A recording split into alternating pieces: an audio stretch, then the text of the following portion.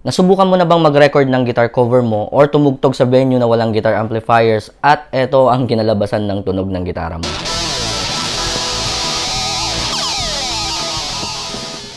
Kumusta? Ako si Jess and welcome sa Buhay Banda at ngayong araw ang pag-uusapan natin ngayon is all about amp sim and cab sim.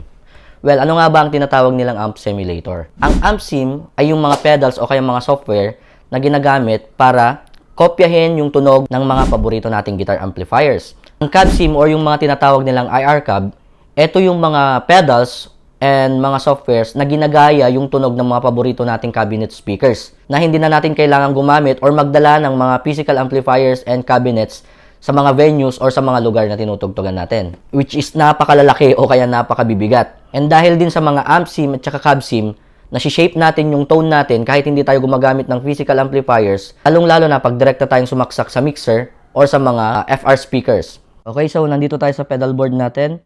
Etong Joyo American ngayon, eto yung pinaka preamp natin. Then dito sa Tank G, dito natin kukunin yung ating IR cab or yung cab sim natin. So eto yung tunog natin pag walang amp sim and cab sim.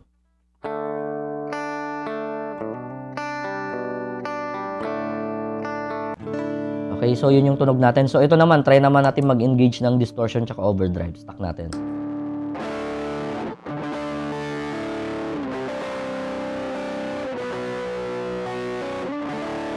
Okay, so napakadal nung tunog natin. Ngayon, dito na papasok is si amp sim and cab sim. Ngayon, umpisa nating engage si amp sim, itong si Joyo American natin. Ang kinokopya niyang amp is yung parang Fender yung tunog niya. Okay, so ito yung wala. Engage natin.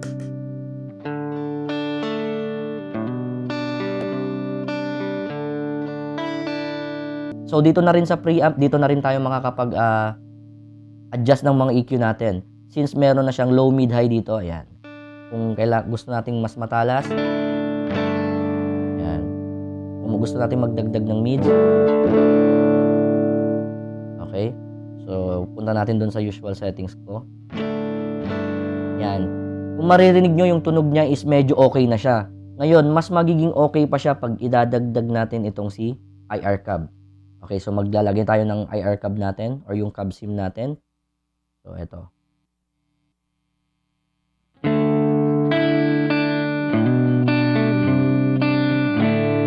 Diba? Mas naging okay yung tunog niya. Okay, so dito rin sa mga cab sim natin, marami din kayong pwedeng pagpilian na cabinet speakers. Okay. Ito yung wala. Ito yung meron.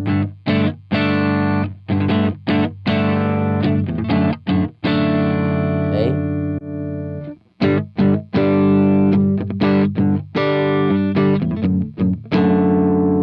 Okay. So, eto, subukan natin yung settings ko dito, yung nasa number 8 ata to. Lagyan natin ng overdrive. Okay.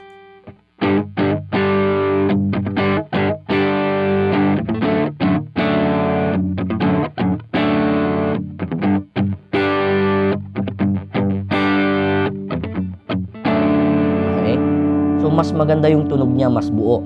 Ang alam ko dito sa number 8 is, ang kinokopya nito is Marshall. And ang kagandahan rin ng meron kang amp sim and cab sim is, pwede ka nang sumaksak ng direkta sa mga mixer nung sound system natin. At ang kagandahan kasi ni Tank G, meron siyang XLR out, which is parang siya yung nagsuserve as DI box na rin. Hindi na natin kailangan bumili ng, or hindi na natin kailangan gumamit pa ng ibang DI box. Lagyan natin ng konting reverb para hindi siya dry.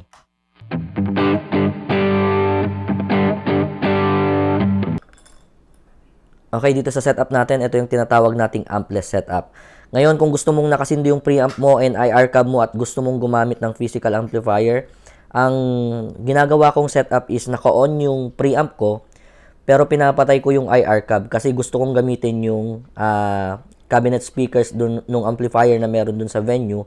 Pero ang ginagawa ko, dun ako sa return ng amp nagsasaksak, dun sa may effects loop. Makikita mo yan sa likod ng amplifier or dun sa yung iba sa harap. Tapos, pag gusto mo namang magdirekta sa mixer, i-on mo lang si IR cab para si Joyo American ang gagaya sa amp, si IR cab naman ang gagaya sa cabinet speakers. So, yun lang. I hope marami kayong natutunan and see you sa mga susunod na episodes ng Buhay Banda.